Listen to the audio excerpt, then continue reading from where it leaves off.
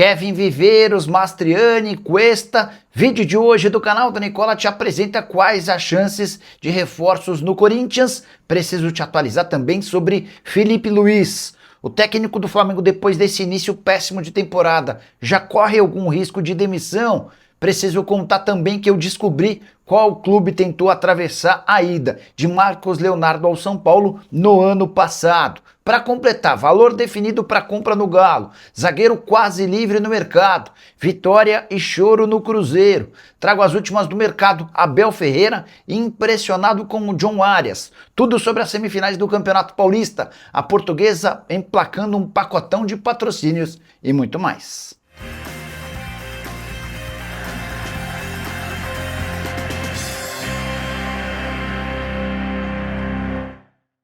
Fala aí pessoal, sou Jorge Nicola, bem-vindos a mais um vídeo do canal, sempre bom ter vocês por aqui. Sem perder tempo, pedir para deixar like, se inscrever no canal e ativar as notificações. Bora direto pro giro de notícias. Antes, rapidinho, palpitão do Nicola, sugestão pro domingo. Vitória do Feyenoord contra o penúltimo colocado na Holanda. Vitória do Barcelona em jogo com pelo menos 2 gols contra o Levante. E vitória do Porto com um jogo com pelo menos 2 gols contra o Rio Ave. Se essa combinação bem basicona acontecer, a gente pega uma odd de 1,84. É como quase dobrar o valor da nossa fezinha. Para você pegar esse bilhete pronto, exatamente como eu sugeri, basta clicar no link que está no comentário fixo. Você faz seu cadastro na mais antiga parceira do canal do Nicola e automaticamente o bilhete aparece prontinho para você, beleza? Agora sim, bora começar o vídeo com aquele tradicional giro de notícias para contar que o Vasco leva vantagem contra o Fluminense em mata-mata desde 2001. Os times se enfrentam nesse domingo na briga por uma vaga na final do Campeonato Carioca. Desde então, foram 9 vitórias do Vasco, 5 empates e 3 vitórias do Fluminense. O Vasco conseguiu passar de fase em 9 ocasiões, o Fluminense em apenas 4. Por falar no Vasco, registrar que Fernando Diniz deve escalar o Vasco com Paulo Henrique, Johan Rojas e Spinelli como titulares. Carlos Cuesta está fora, enquanto Piton e Brenner começam no banco. Já o Curitiba foi eliminado pelo Operário na semifinal do Campeonato Paranaense, dentro do Couto Pereira, com boa presença de público do Operário. Importante registrar que o Coxa, em seu estádio, na atual temporada venceu apenas um dos 6 jogos. Para completar, registrar que o Barra, que foi campeão da Série D do Brasileiro no ano passado, é finalista do Campeonato Catarinense. O time despachou nesse sábado o Camboriú e agora espera pelo vencedor de Chapecoense ou Brusque na grande decisão.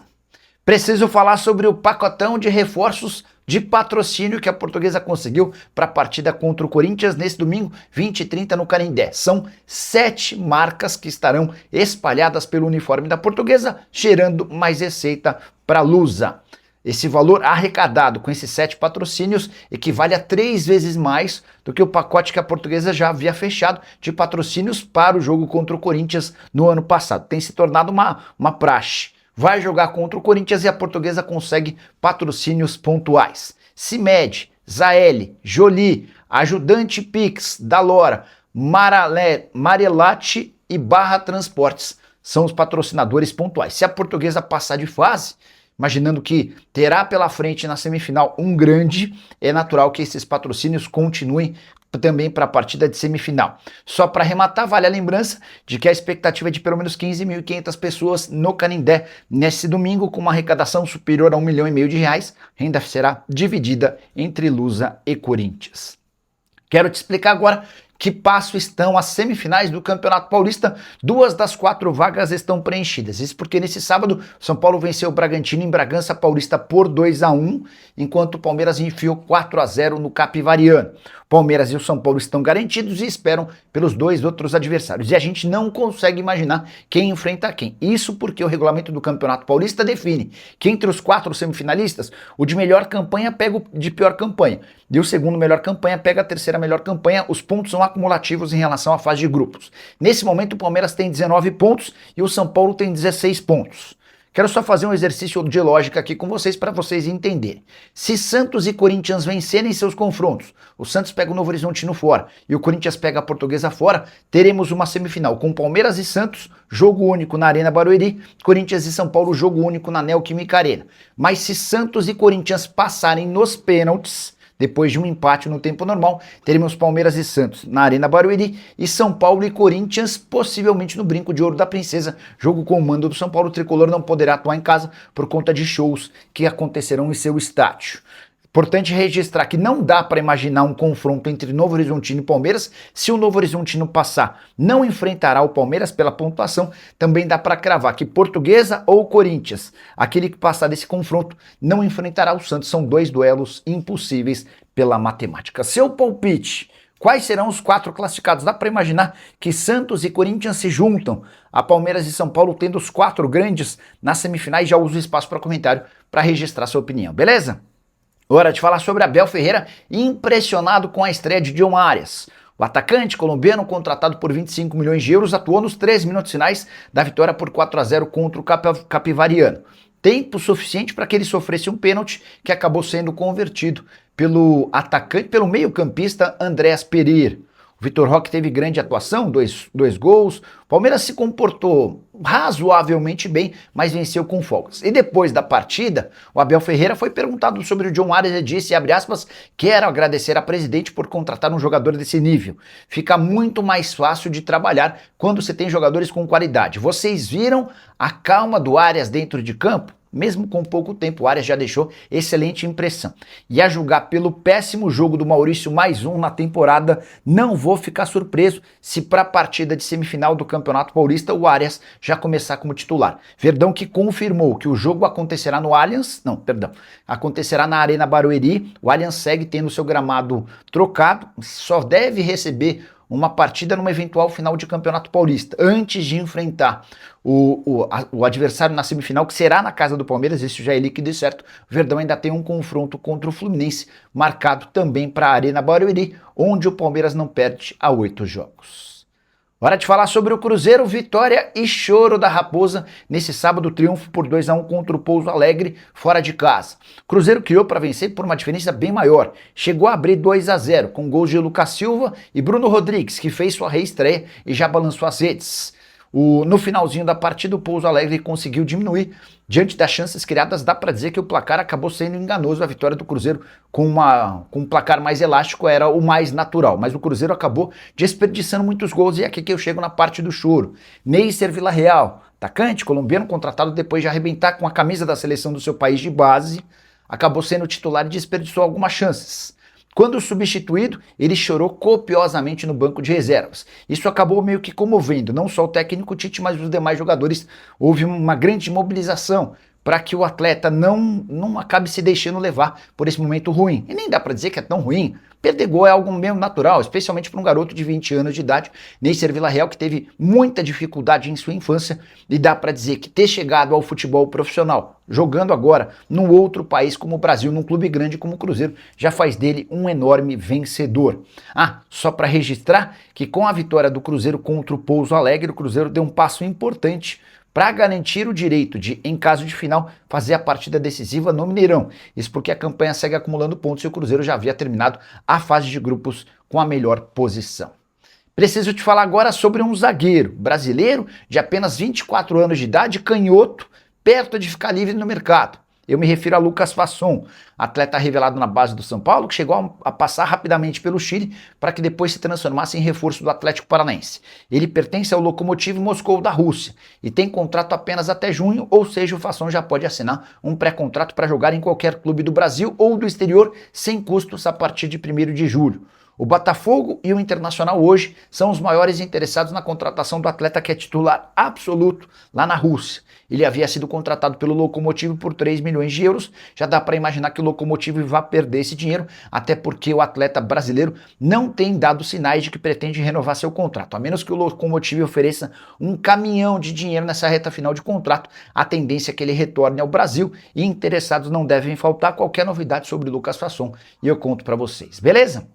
Bora atualizar agora sobre o Galo, que enfrenta o América. Nesse domingo, o jogo de ida das semifinais do Campeonato Mineiro tem sido uma praxe. Atlético Mineiro e América se enfrentando no Campeonato Estadual. E desde 2016, quando o América se sagrou campeão, desde então, todas as vezes em que eles se enfrentaram, deu Atlético diante do Coelho.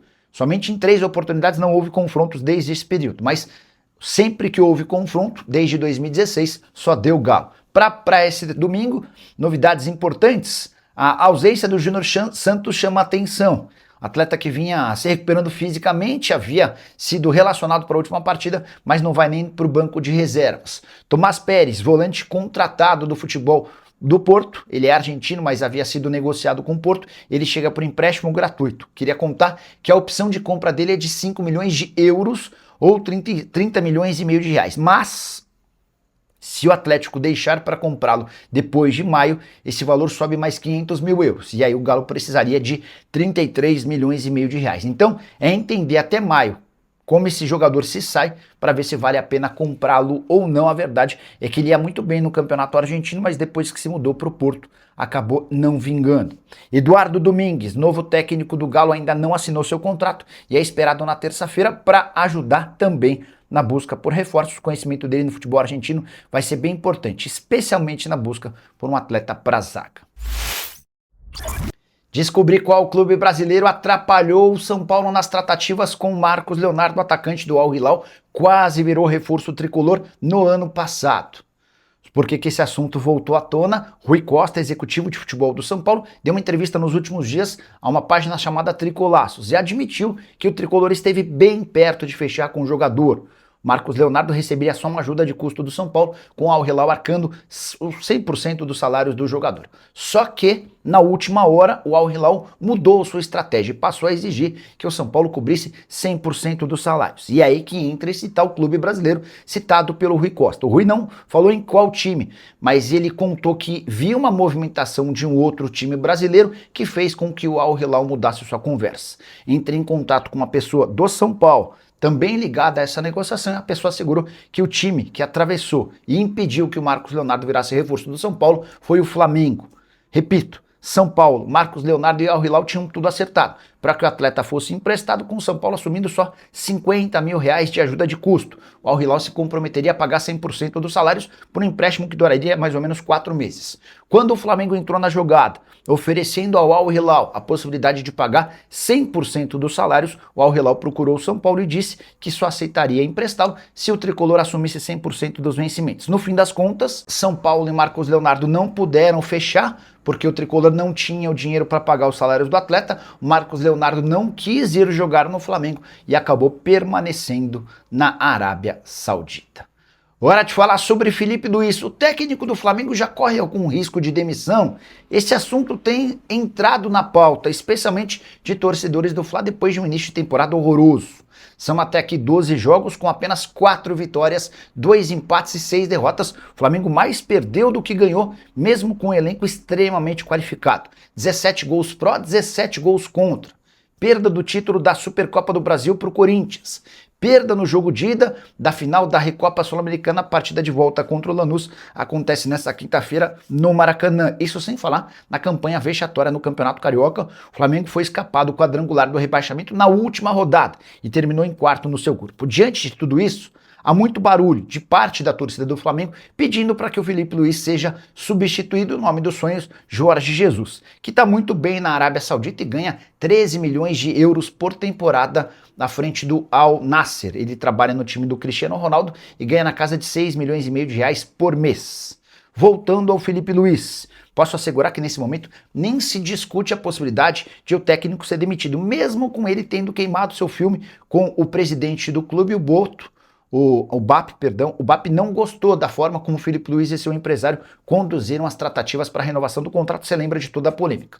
O que sustenta o Filipe Luís é a presença de José Boto. O diretor executivo de futebol do Flamengo gosta do trabalho do Filipe Luís, entende que a permanência dele é absolutamente necessária e nem é do feitio do Boto demitir técnico no meio da temporada. Ele nunca havia feito isso. O único técnico que acabou não tendo seu contrato cumprido até o fim nas passagens do Boto como executivo foi o Luiz Castro. Luiz Castro e Boto trabalhavam juntos no Shakhtar Donetsk e no fim de uma temporada, ainda restariam outros 2 anos para o fim do vínculo, optou-se pela saída do Luiz Castro. Nesse momento, imaginar qualquer possibilidade de demissão do Filipe Luís é uma enorme viagem. Kevin Viveiros pode virar reforço do Corinthians. O atacante colombiano de 25 anos de idade, que faz sucesso com a camisa do Atlético Paranaense, passou a ser pedido por torcedores do Corinthians nas redes sociais.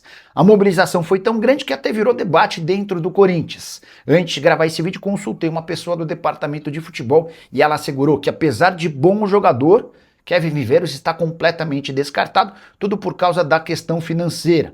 O colombiano foi comprado do Atlético Nacional por 5 milhões de dólares. O Atlético Paranaense gastou 27 milhões e meio de reais para fechar com o atleta no ano passado. O Viveiros, inclusive, se tornou o reforço mais caro da história do Atlético Paranaense, superando os 24 milhões de reais que haviam sido gastos em Vitor Roque. Hoje, certamente o Atlético Paranaense não negociaria o Viveiros por menos de 10, 11, 12 milhões de dólares. E não há nenhuma chance de o Corinthians fazer um investimento desse tamanho, primeiro porque não há dinheiro. Depois porque se houvesse, a busca seria por outro tipo de jogador. Viveiros, que na atual temporada soma 4 partidas com 2 gols e 1 assistência. Na temporada passada, sua primeira com a camisa do Furacão, 25 jogos, 10 gols e 3 assistências. Também me perguntaram sobre Mastriani, centroavante que não vai ficar no Atlético Paranaense. Esse nome não agrada. A avaliação é de que não é um jogador para o nível do Corinthians. Dorival gostaria de contar com mais 2 atacantes, um meio-campista e mais um defensor. Difícil imaginar que até o fim da janela de transferências, Corinthians atenda a tantos pedidos de reforços. E você acha que o Timão precisa de que nível de contratação? Já usa o espaço para comentário para registrar. Não esquece de deixar like e de se inscrever no canal. A gente se encontra assim que surgir notícia. Tchau!